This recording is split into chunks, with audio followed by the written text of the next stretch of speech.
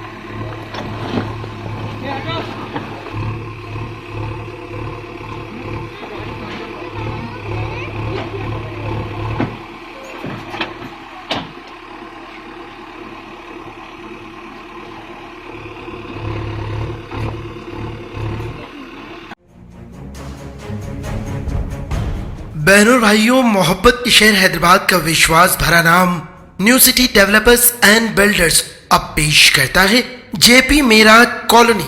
जी हाँ, बेंगलुरु हाईवे से 1 किलोमीटर के फासले पर आबादी के बीचों बीच शानदार ओपन प्लॉट्स सिर्फ 5,500 रुपए फी गज, क्लियर टाइटल, फौरी रजिस्ट्री। अपने बच्चों के रोशन मुस्तकबिल के लिए आज ही प्लॉट खरीदिए।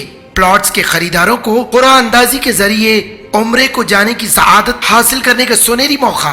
JP Meraj colony, OS pride function hall, opposite Hyatt hotel, first floor, Oramgadda, Hyderabad.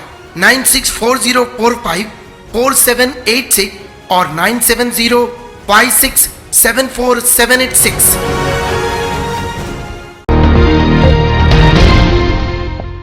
खबर है शहर की।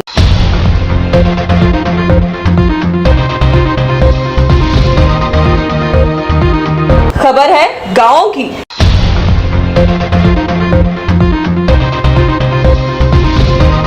खबर है सारी दुनिया की।